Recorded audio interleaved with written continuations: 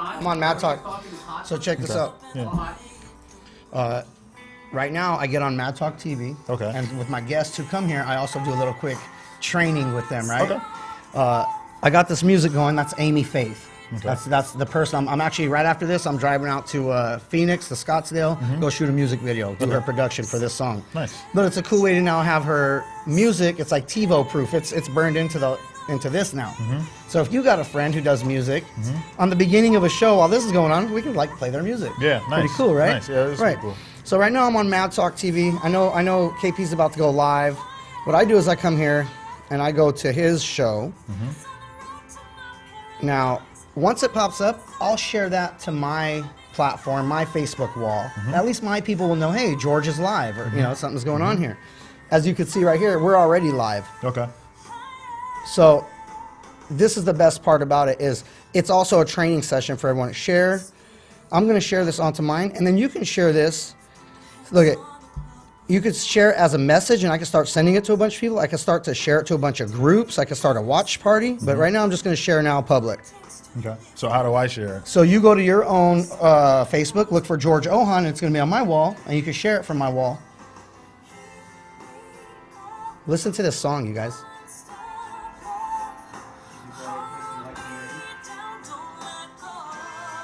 And then where do I go from here?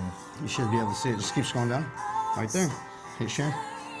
And then right here you can write, hey guys, going live, watch this video. Whatever.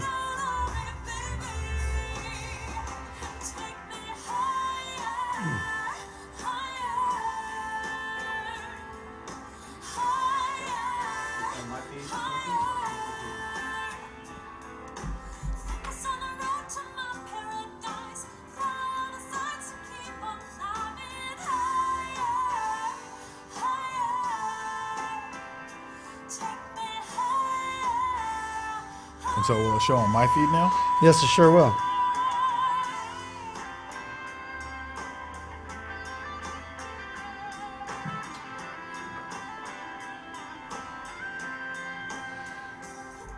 All right, rock and roll. I'm trying to see if it's Everybody, on, welcome to Money Talk with George Ohan. It is a pleasure and a huge, huge honor to be taking our money game much higher today with Mr. Emlyn Miles Mattingly. Sir, thank you.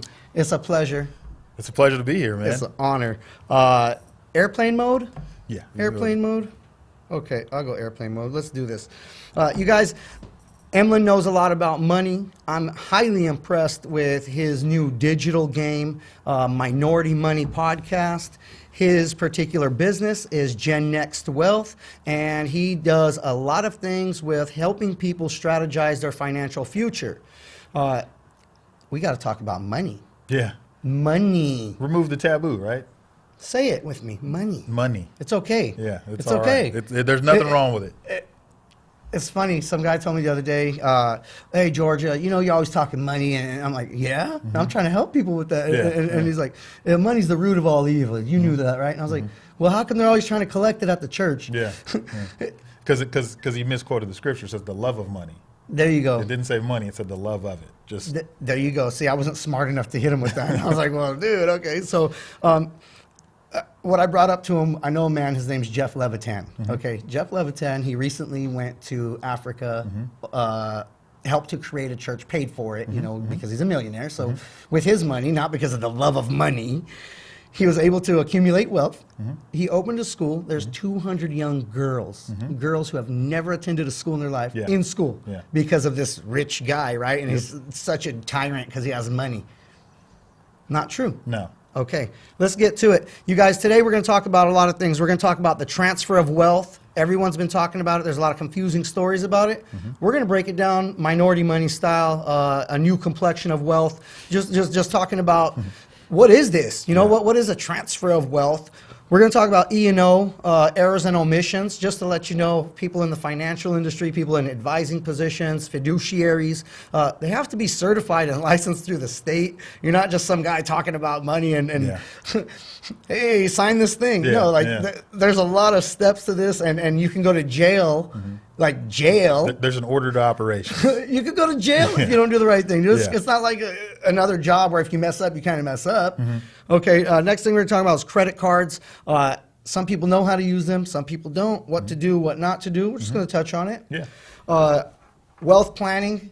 You guys, wealth planning is not like a thing for rich people. It's a thing for people who don't have money, who plan on having wealth. Right? Absolutely. It's for everybody. It's for everybody. Oh, dude, today's exciting. You guys are going to love today's show. Life insurance, we're going to touch on it for about 2 minutes. Why do you need it? Why do you have it? Why, you know, it's not just, people don't want to talk about it because it involves dying. So, but we got to talk about it. If you love someone, you need it. There you go. Never thought of it that way. If you love someone, you need it. Okay, cool. And then we're going to talk about business strategies. Some of my listeners, I'd say a good percentage of them, own a business or are self-employed. And I believe they waste a lot of their money. Not waste, but wrongfully hook up Uncle Sam, their silent business partner, the U.S. government, with a little bit too much of it because they don't know the rules. And I think that when we're talking about that, the life insurance is a great way to segue into the business taxes, because we said you get life insurance because you love someone, right? There you go. And unless there's someone at the IRS that you really love, you need to get this strategy right and quit sending them so much money. Ouch. Unless there's somebody at the IRS that you, ooh. Just ouch, saying. Like, dang. unless there's someone there that you just have an Emily, infatuation you're bringing it with already. and want to just send them money, then let's get some strategy on how to send them less. One thing this man said before we started the show, we were talking, and he goes, hey, some things are caught, some things are taught. And, oh, yeah, I've heard that before. I know about that. But it was such a great reminder. I wrote it down. It's like you go to all these workshops, seminars, trainings, which, by the way, continuing education, continuous education in your field. Do you have to pay for like additional AML or this or that? Or I don't know what the training, but do you have to pay for training yearly to keep up on what you do? Yeah. So you have for every license that I have, you have to have some type What of licenses do you have? So up until September, I had my Series 6, my Series 7, my 63, my 26, my life and health. I'm sitting for the CFP next year in March, so I got to. Dude, that sounds like you own Mercedes and Infinities, 550, Q70. Yeah, right. All these acronyms, right? And, so you have continuing ed for all of those different things. Why do you need those licenses? What does that mean to have that certificate? So the different licenses just give you the ability to sell different products. Now that I'm a fee-only financial advisor, I've let a lot of those licenses go away. Only license I have now is my Series 66. I no longer have my life and health or any of those other ones because I do not sell products. I am a fee-only financial advisor, which means I only charge you for my advice. I am a fiduciary, meaning that I always do what's right for my clients. And I try to minimize conflicts of interest because I don't work for some big shop, them telling me what to sell people. That's right. I just talk to them about what they need. So if somebody comes to you and says, hey, I make $2,000 a month, I got a baby, they don't have enough money to talk to you, right? No, they have plenty of. I mean, do they have enough money? Yes.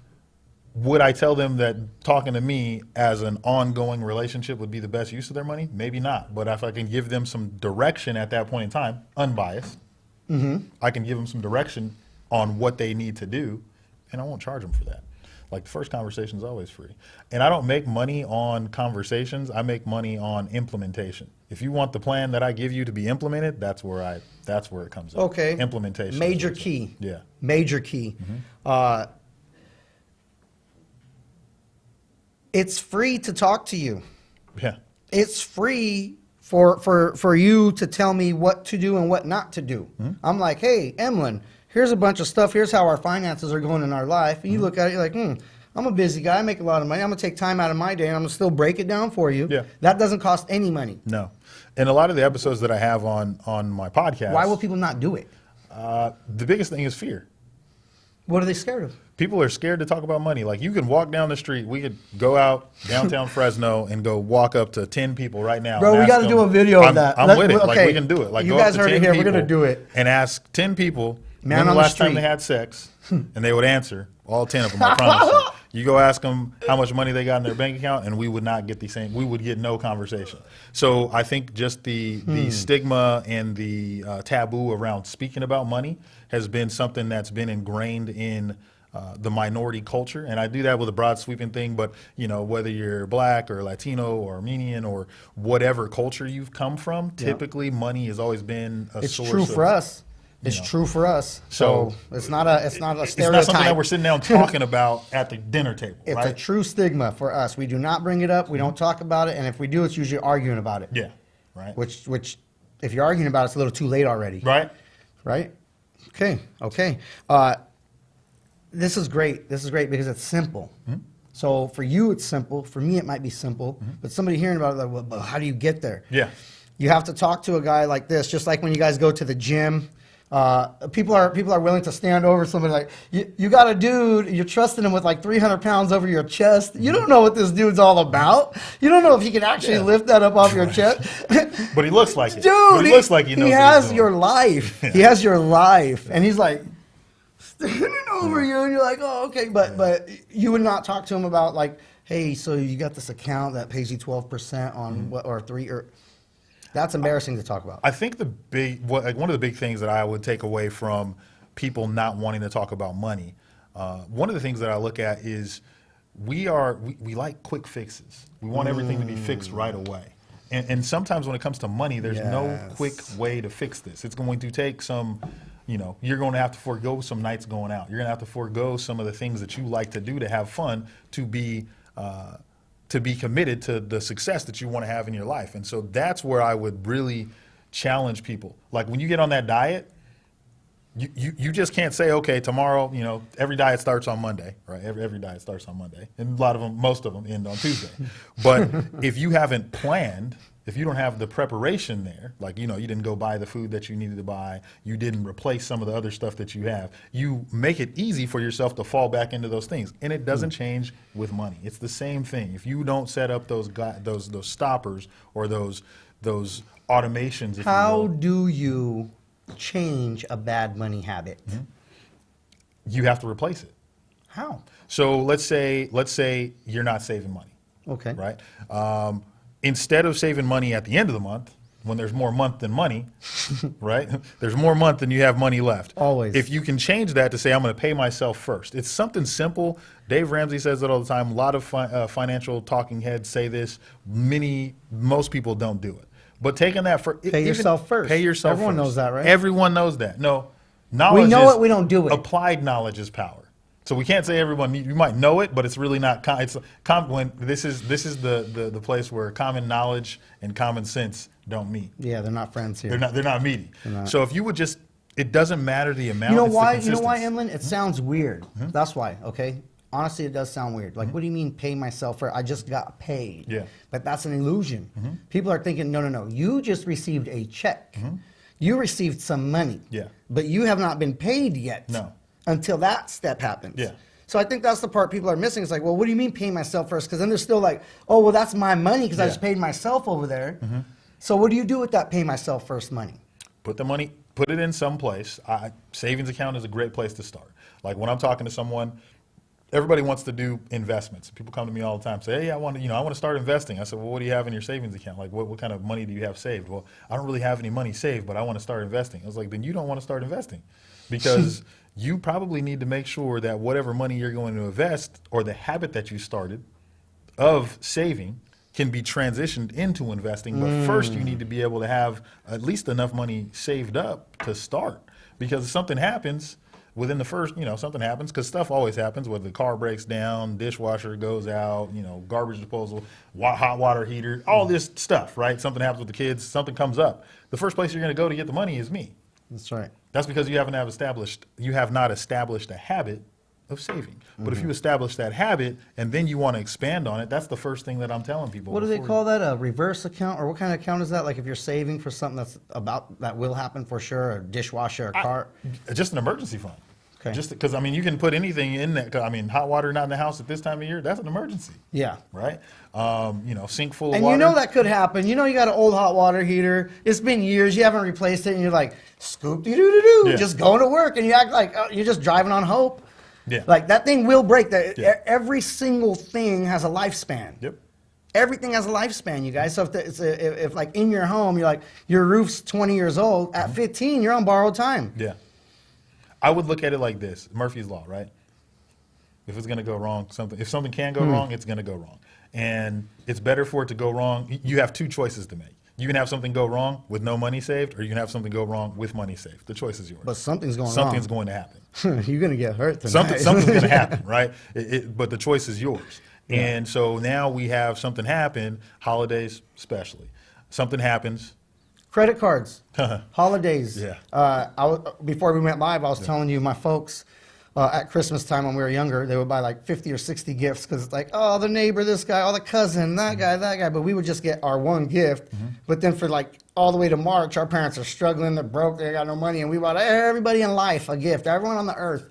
And I'm like, so? Like, what? So stupid as an adult now. I was like, why, dude? Why didn't we just one day, just 1 year, even if for 1 year, we did not do that and just made cards. Yeah. A special card. I would sit there and make 60 cards. I don't care. I would have begged my mother to do it.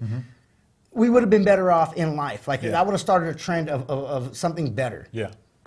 Talk about credit cards. Like, why do people go down this downward spiral? Why do they feel like they need this? Well, I can give you the high level answer. The first answer is Americans' propensity to spend. It's not some fancy word. It's just how much money we spend. We spend more money than we make. All Americans, on average. On average, we spend more than we make. So we make, 100% of your money. We're spending like 110% credit cards.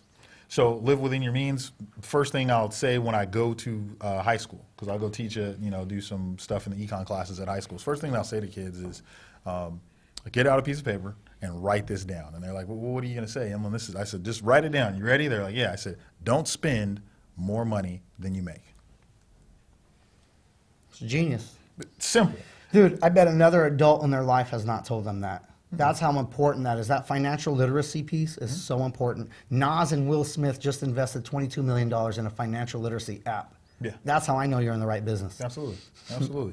It's just little, it's like if you string together enough of these tiny habits, because it's not like you said, how does someone get started? Putting together these tiny habits, saving money, paying yourself first. Habits. That means they happen all the time. Right? Tiny ones, though. It doesn't have to, you got to have triggers. Like, I'll talk about some stuff that I do in my personal life that triggers. So if I know I'm going to work out the next day or I want to work out, what I do is I get my clothes ready for the gym the night before. I set them in the other room, get all that stuff done. I get my pre-workout. It's already done. Right? This is a habit. So I know I'm removing every excuse that I can make up about shoes are over there. Shoes, everything's over there. Everything's right there. So all I got to do is get up and walk into the room. So cool, dude. So I do that. Before, when I was struggling to wake up in the morning, this is another thing. So I've turned myself into a morning person. You can be whatever you want, but I turned myself into a morning person. The way I did that when I first woke up, I wasn't. I was tired. So I try to get up at 4:30, 5 o'clock. I was like, man, how am I going to do this? So what I did was I put my pre-workout right next to the bed. So as soon as I woke up, drank that, said, all right, go ahead and lay down if you want. I couldn't lay down. Now because you just had a whole pre-workout. Yeah, I'm full of pre-workout now. I had nothing else in my body but pre-workout. It hits quick. So like 10 minutes, I'm like, ears tingling, all that. So now that domino has fallen, which led to now I got to walk in the room. My stuff's already ready. I get dressed. Wow. Now I that say, was a little victory. That was it. It was just small, and so you string. So I set my clothes out the night before. It started the night before, right? You got to prepare. So did that. Set my pre-workout. Did that. Went over there. Then I meditate before I go. Journal. Then by that time my ears are just on fire and my body's going. So I got to get to the gym. Then I get to the gym, do my hour there. But it started with the preparation. You said something very important in there. You said you meditate. Yeah. Before you go, I was listening to Dr. David Lee last night. He's one of my mentors from Los Angeles. He invented crazy space lunar module, whatever. He's an engineer, crazy guy.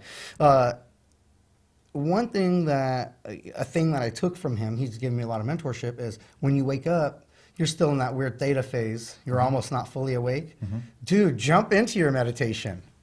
Like, life's already kind of hooked you up. You're still in that sleep phase. Like, jump into that meditation. Well, what's it for? It's weird. No, it's Western society that has never taught us how to learn that way. We're always so aggressive with sports and business, and go get them. We got to be the best. Western society never kind of puts in an element of calm. As I grew up in college, high school, whatever, there was no element of, hey, George, why don't you calm it down? It's always like, go. So maybe some people do need meditation. That's an extra step that they'll have to learn to do to whatever, but it's obviously helping you. You're a successful guy, and I just heard it again. I picked up on it. Wow, so you have it included in your recipe of success. My daily routine includes meditation, journaling, reading, and working out. If that doesn't happen, I've journaled about it enough to where I can look back and say, okay, if I don't, you either set the pace for your day or you chase your day. Wow. And the way you set the pace for your day is by what you do in the morning. Soon as your feet hit the ground, do you have a plan? Do you have a routine? Well, whether you acknowledge you have a routine or not, you have a routine. Mm-hmm. Whether it's leaning over and grabbing your phone is the first thing you do, waking up, looking at your phone to check if you do that, that's your routine. Good point. I'm going to touch on that. Yeah. That's a bad habit. We've created that bad habit over time because we've done it. So if you guys reach over and grab your phone, then instead of grabbing your phone, maybe put that down and knock out 15 push-ups. Yep. I'm not telling you to join the army. No. 15. Yeah. But now you're replacing that habit of like checking Facebook for no good reason, unless you're a digital marketer like me and you need to do that for a client. But do you need to do it in your bed? No, you don't need to do it first thing. It's like a stupid habit. It's like waking up and taking a shot of whiskey. Yeah. Like whatever it is, it's like certain things that you don't really need to do. You know, I don't know if it's good or bad. It's your choice, but it's a bad choice. I'm telling you, it doesn't lead to good things. I have not seen very many successful. I've not had one conversation. Let's put it this way, keeping it real. I have not had a single conversation with a man, a human, a woman, successful one that told me the first thing they do when they wake up is check their social media. So if the first thing somebody's doing is checking their social media, like I'm not saying their chances of success drops, but they do. I haven't seen a successful person with it. They drop, right? Because the thing is being mindfulness, self-care. When are you taking care of yourself? And I think that social media does I love social media. I'm the first one to tell you. But I think when you're looking at habits of successful people, there you go. You can't have them both. So I go through every day from 8 to 10:30 is no social media time, no phone time, no nothing. I take my phone, leave it in my car, and I do my studying and other stuff that I'm doing for the day. So from 8 to 10:30, my phone screen time will just turn on. I can't get to any internet access. Awesome. And I'm not saying that to say, hey, look at me. Sometimes do I look at it? Absolutely. Sometimes I'm not looking for perfection. And that's what people have to understand. Be kind to yourself. You don't need to be perfect. You need to trust the process. Put a process in place and then follow that. Fall in love with the journey, not the destination. There you go. Love that. Love that. Wealth planning. What does that mean in layman's terms? So I'm not scared of it because I don't like to talk about money. So what is wealth planning? So there's a lot of different elements you can have in the wealth planning journey. I like to look at it from the view of setting up an estate plan. So I go from estate plan all the way down to, so let's just take it this way. Does everybody need an estate plan? The answer is yes. What do I mean by an estate plan? I mean having a will, having a trust, having an advanced healthcare directive, having all those things that keep your family intact if something happens to you. That's the beginning of a wealth plan, in my opinion. I think that every family. So somebody gets sick and goes to the hospital, and there's not one of these things. Like there's a little turmoil in the family because they're like trying to figure things out, right? I'm speaking from experience. So this. Give me a sample. So I'll give you. So we had my. Don't use names. You know? No. It's my family. Oh, okay. Oh, wow. Use an example. So my uncle was in a coma for some time. And he's not married. He wasn't married, so my grandmother was the one that was responsible for making. She's next of kin. She's going to make all the responsibilities our decisions for him. He'd been in a coma for like 3 months. My grandmother, the family was like, he's not coming back. My grandmother was like, long as he's here, long as we have a chance, we're going to keep him on life support. And she just would have done it, for as long as she could. Caused a little tension in the family because we knew, at least in our opinion, he wasn't coming back. And if he had an advanced healthcare directive, he wouldn't have had to have someone else make the decision because you can make the decision while you're in sound mind and sound body. Wow. So little things like that. That's huge. That's huge. That's a huge thing, right? Because Wow, then when we're doing like family meetings, so that's something that I try to do with my clients, right? So when I do a family meeting, like it's important to talk about these things. What do you want to have happen in the event something happens to you and you're incapacitated?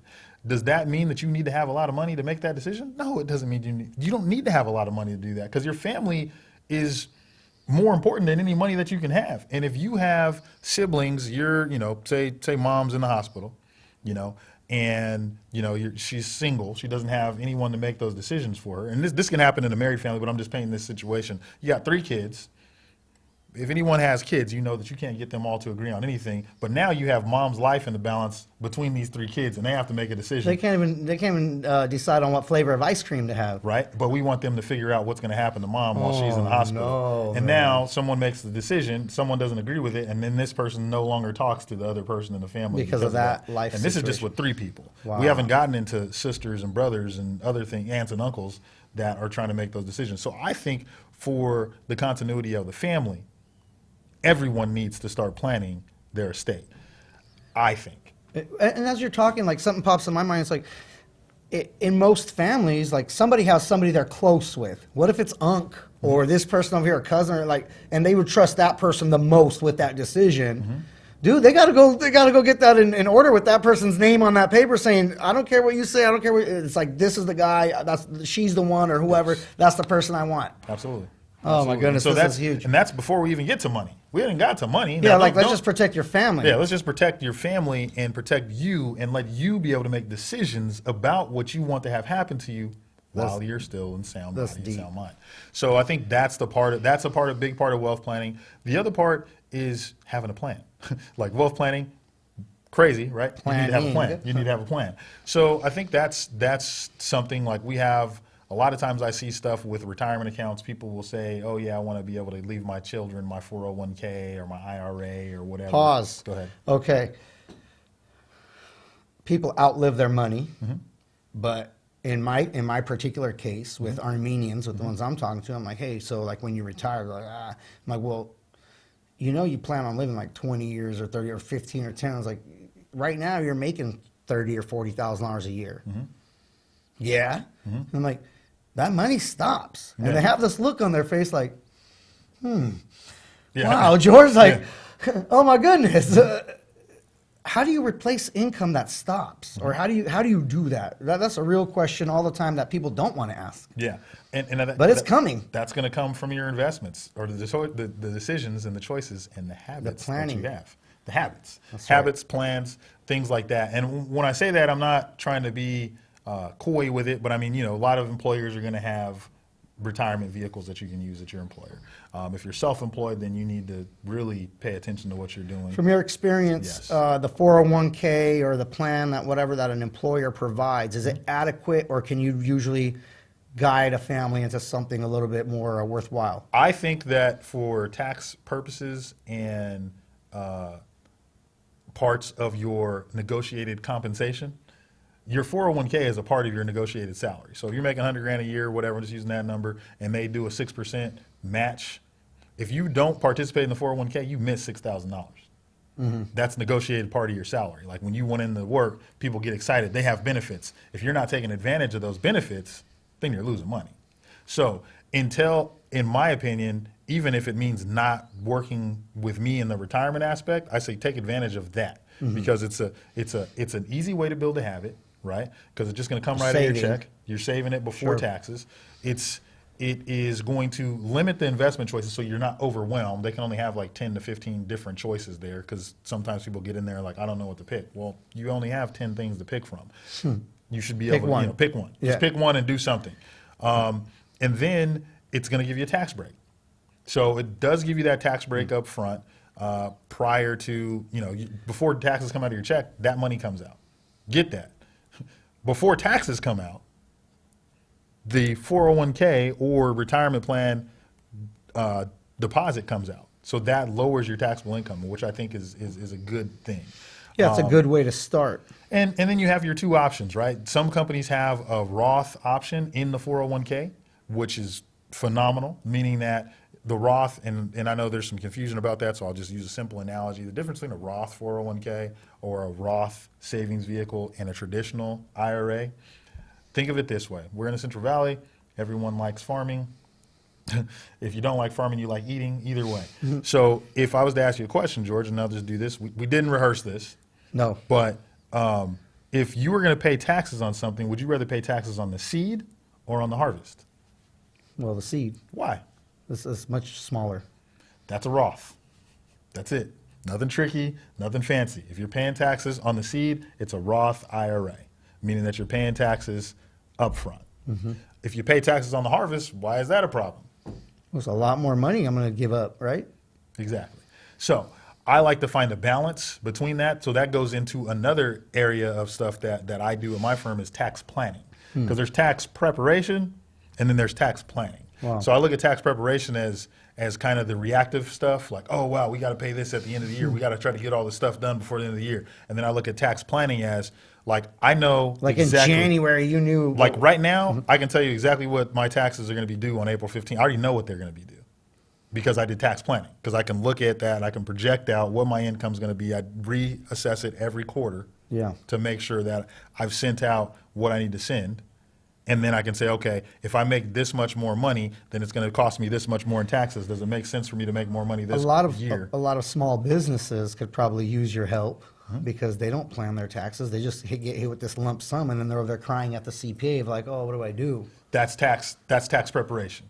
That's reactive. That's an proactive. ill preparation, ill prepared. And you know, and I'm not, you know, CPAs sometimes, some CPAs love that. Some CPAs are going to be proactive because if I can get you going and take care of you on a quarterly basis, and I'm not just meeting you once a year, then at the end of the year, I don't have as much work. Okay, let's bring this up just real quick. Yeah. Bookkeepers, CPAs, Yes. and then what you do. A bookkeeper and a CPA does not have the licenses or certifications that you have, No, correct? no. Okay. I work with them though. I work very closely Because with those I speak with a lot of my business folks, and they're like, well, I don't need a financial advisor. I don't need a plan, blah, blah, blah, because they think, well, I got my bookkeeper and a CPA, and they think that's the most smart person in the world that has their money in their best interest. I'm like, dude, they're not even qualified to get you some of the vehicles that you qualify for. Yeah. So that's why they would at least need a conversation with you, right? Absolutely. Because that's kind of the hump I need to get over sometimes. Like, dude, no, you need to go talk to him. Yeah. No, I got my bookkeeper, I got my CPA, I'm good to go. It's like, they're not qualified to do what you do, No, right? they're not. And most of the time when you have a CPA and a bookkeeper, like I said, I know there's a few that actually do some tax planning, but most of them are just doing tax prep. So it's like, here goes all my stuff. And then it's like, I'll get that ready for you for the state. Here it is. This is what you need to send out. And you really don't have an understanding of what's going on. But if we look at it to a place where we're like, okay, this is where your marginal tax bracket is going to be if you make this much money. So I know that you have some business income goals that you like to make, but if you make this goal, this is going to kick you into the next bracket. So why don't we look at this? And if we're going to do that, then why don't we think about this savings vehicle? I know you're a small business. How many employees do you have? Do you want to give them something? Then we go through the different retirement vehicles that are available to you. Do we need a SEP IRA? Do we need a simple IRA? Do we need a simple 401k? They have all these different vehicles that you use in partnerships when your CPA is working with your financial advisor and your bookkeeper. How are you so confident to give that type of advice? Like, what if you leave out information? What if you say the wrong thing? You're not just out here selling lotions and potions. Yeah, of course, of course. So when it comes to that, I mean, obviously, I know we talked about the E&O insurance, but I don't.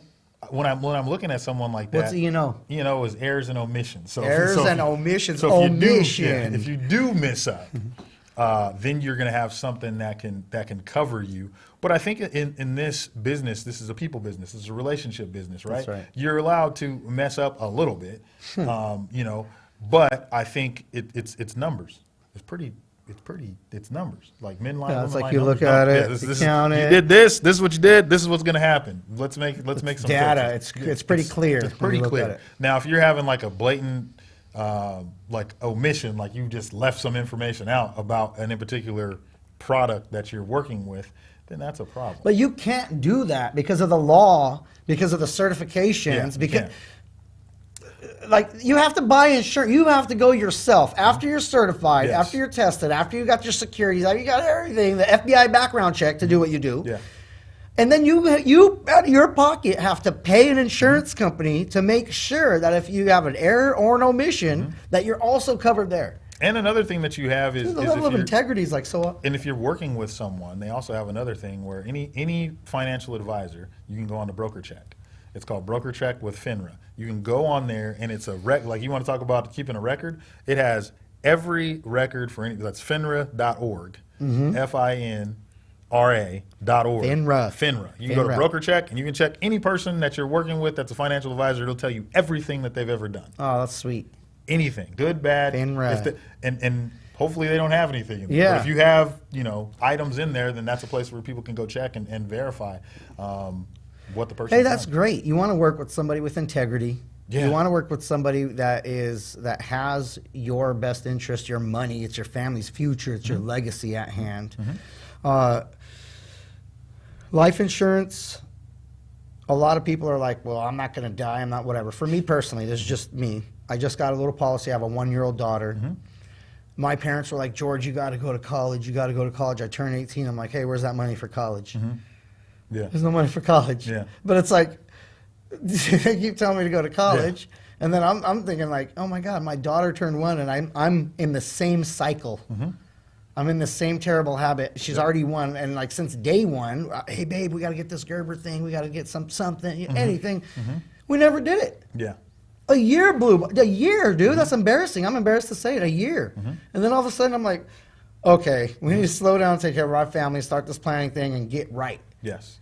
And then all of a sudden I'm looking at, the vehicle, the whatever that we chose, some IUL. It's like, I think when she's 18, should be approximately, 30 to 40,000, something in there, plus the 300,000 of life insurance. Okay. That money that's in that account, 20,000, let's call it 30, 40, whatever, at 18 years old, can we use that money for college? Can we use that money to buy a car? Can we use that money for a wedding? What can that money be used for? Is it taxable? How is that used? So what happens when you're looking at any life insurance cash value? So whether it's an IUL, whether it's a whole life policy, whatever it is, what happens with that is you can take the money out.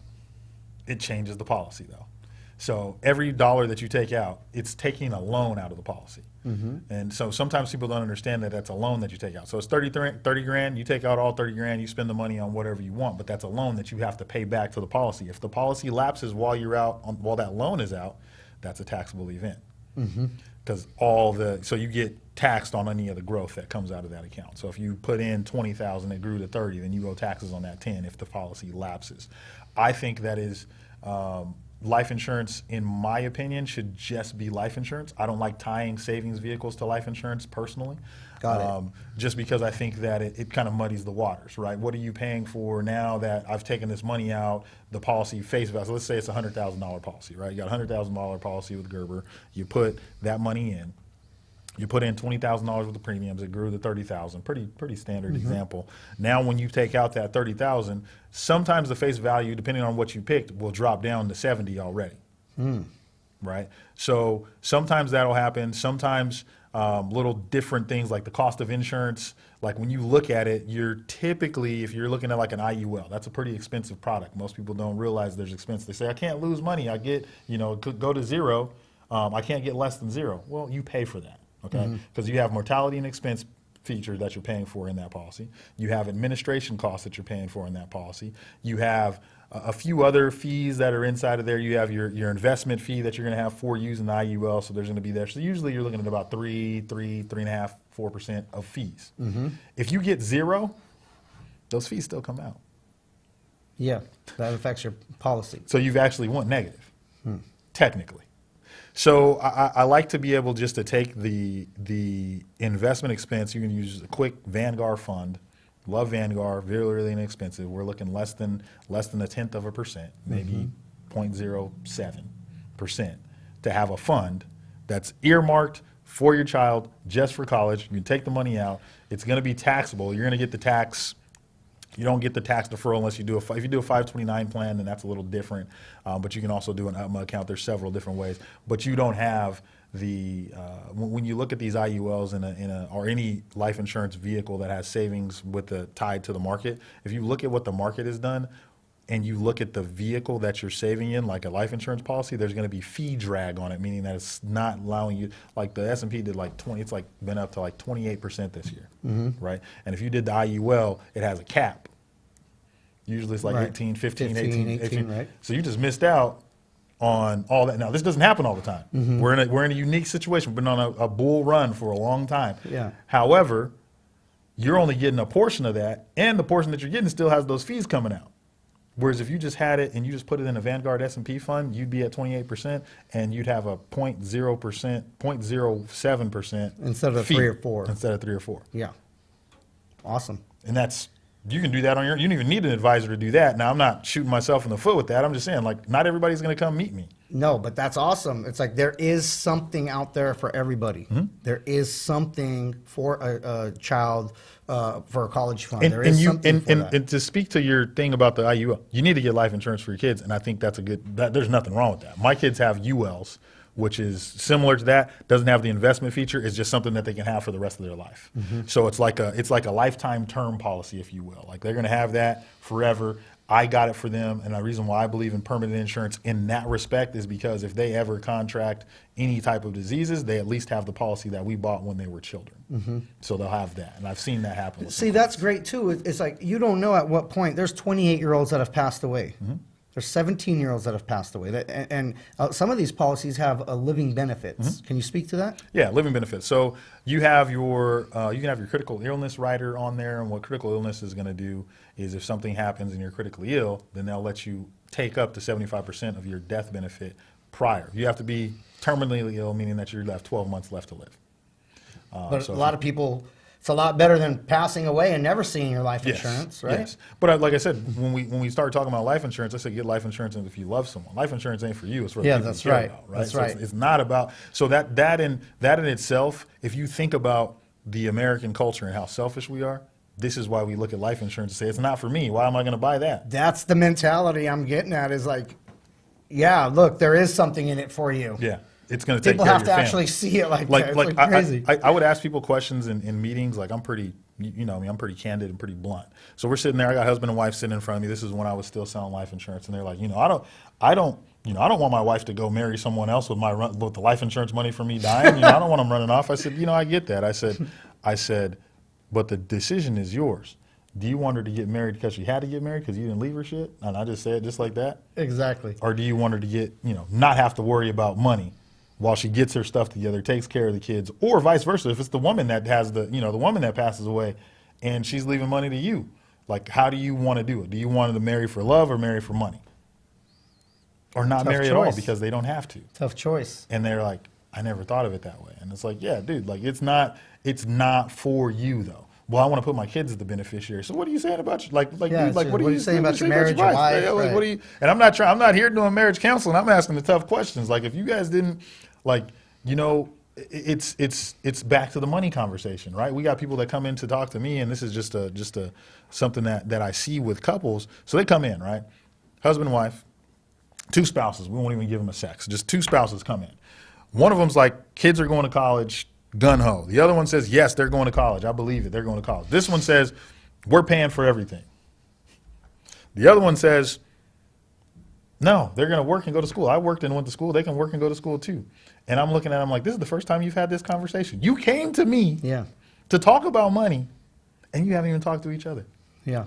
Well, they think you're going to be the therapist. That's how it is whenever I meet with people. I'm like, so that we're doing this together then, right? So we're in this now, right? I'm like, okay. Yeah. Like you guys didn't have this discussion before I got here? No, they didn't. And that's okay. But families should talk about money, dude. They got to talk about it. We talk about it religiously. They got to talk about it. At the house. We talk about money all the time. It's kind of, it makes it easy. My wife's a bank manager. She majored in finance. I majored in accounting. So I guess it's too easy. That's easy money. Yeah, so money we're supposed talk, to talk baby. about it. But yeah, I think those are all things that need to be discussed.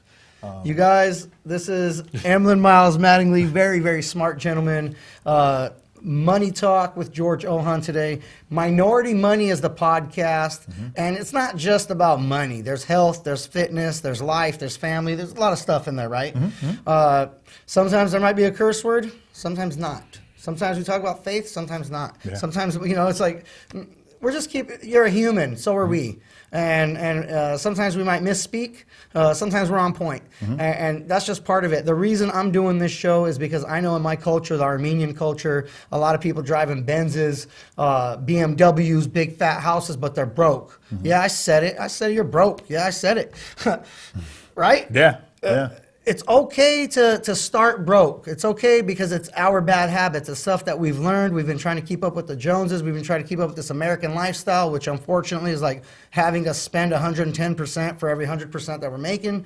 It's like, it's not a good mathematical equation for the end. If we're trying to build a financial legacy, if we're trying to build something for our children's children, we can change that. We can start new habits today, tomorrow morning. If you get a coffee every day and you just had a coffee at the house, you don't need to spend $2, $3, $4, $5 on an extra coffee, right? Or you put that money in an investment vehicle. There's humans out here, and their job all day, every day, is just to talk about your money. This is one of those humans. Like, you can access him. It's free. He's telling you it's free. You can just give him a phone call. Last thing I'm going to leave you with is a couple of promotional pieces here. We have the PA 101 workshop coming up in Hollywood, California. This thing's pretty cool. January 15, 16, and 17, we go to the American Legion. I mean, it's in the heart of Hollywood. Yeah. We get 40 military veterans. The former president of the Society of Camera Operators, also a veteran, Mark August. Okay. Yeah. He brings in 40 military veterans. We just round them up. If you got a friend that's a veteran, tell them to contact me. It's free for them. Any business, any small business can sponsor this for $150 per veteran, and we train them for 3 days on how do you become a production assistant. Oh, wow. On day 4, these guys are fully trained. They're able to go work on Transformers, G.I. Joe, whatever. This is not some crazy big job. You're a PA, you're a production assistant, but you're able to work on set with the skills that you've acquired. So really, really cool workshop. December 28th, December 29th, right here in KP1 Studios, Mad Talk TV, we have a producers/influencers workshop. It's only $200. We have people from Hollywood coming up here, and imagine the huge value. Like, how much does it take to take a trip to LA? Gas money? Couple $100. Yeah, gas okay, money, yeah. couple $100, food, whatever. Yeah. You pay $200, and for 2 days, you're able to be here and have workshops. We have one of the executive assistants that worked with Jay-Z at Live Nation, Oh, nice. Rob Hayes, also military veteran. We got John Duffy, producer of many, many films. These guys are coming here willing to join us in Fresno and you know, give us their knowledge, give us their experience right here, face-to-face, one-on-one. You could bring your own film project, work on it with them. $200 for 2 8-hour days of a workshop. Nice. For training. That's Yeah, great, right? That's really good. Really great. The next thing is, you guys, if you have not, just go to Google Minority Money, Emlyn Miles Mattingly. Where can they find your podcast? What platform is it on? I'm on Apple, so it's going to be an Apple podcast. It's on Google. It's on Spotify. It's on any podcast app is going to be there. That's Minority Money Podcast. You could just Google my name and you'll see all my, my Twitter handle is E-Miles Mattingly. Instagram is E-Miles Mattingly, and then everything else is under my name. So, very cool. Very yeah, cool. that's it. You guys look for Vetrapreneur. It's veteran entrepreneur. Vetrapreneur. It's a little book written by Rico Danielson. Phenomenal if you're into business, if you're a military veteran. Some pretty cool perspectives in there. And as always, if you would like to produce your own show just like this and in this type of environment, contact Mad Talk TV or KP1 Studios, and we'll go ahead and knock that out for you. Mr. Producer Man, you got anything to add? No, lots of great stuff. All right, we're good to go, man. Thank you. I appreciate it. We'll see you guys next time. Thank you.